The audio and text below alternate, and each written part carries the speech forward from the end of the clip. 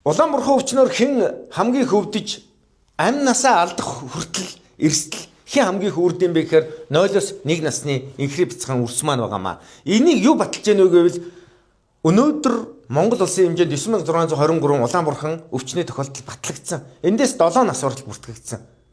Эдгээр бүгдээрээ 0-8 сартай буюу вакцинд орох хугацаа нь болоогүй байсан гэсэн үг.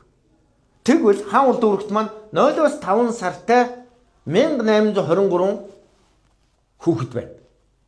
За 6, 7, 8 сартай буюу хамгийн Улаанбаатарны эхний тунгаа авах 1304 буюу 3127 хамгийн өндөр эрсдэлтэй хүүхдүүд байна гэсэн үг. Тэгэхээр эдгээр хүүхдүүдэд зориулж би нэг зөвлөгөө анхааруулга сэрэмжлүүлэг хүргэх гэсэн. Эдгээр насны хүүхдүүд 3 зүйлийг зайлшгүй анхаарах хэрэгтэй. Хамгийн нэгдүгээрт эхийн сүгээр хооллох хэрэгтэй.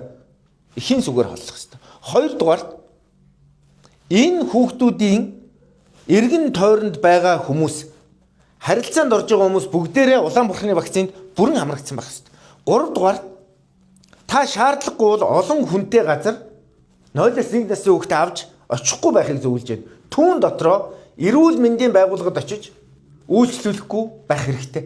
Энэ бол урьдчилан сэргийлэх аргуудын хамгийн чухал хэсэг мөн. Тэгэхээр та нөхөн вакцинжуулалт хамрагдсанаар өөр хүүхдэд хамруулснаар зөвхөн өөрийнхөө хүүхдийн өөрийнх нь гэр бүлийн эрүүл мэндийн байдлыг сахин хамгаалж байгаа биш ээ. Бусдын инхри бяцхан үлдсэн эрүүл мэндийг хамгаалах иргэний үүргээ биелүүлж хариуцлага ухамсарлаж байгаа үйл явдал юм а. Та бүхэн минь вакцинда идэвхтэй хамрагдаарай. Орчин тойрныхоо хүмүүст вакцинд нь хамрах тухай зөвлөгөөг нөгөөрөө тэгээд аав хүний хувьд би та бүхнийг вакциндаа хамрагдахыг гуйж байна. Энэ салбарын мэрэгчлэтний хувьд би та бүхэнд зөвлөж байна. Монгол улсын иргэний хувьд би та бүхнээс шаардж байна. Монгол хүн бүр эрүүл байх болтугай.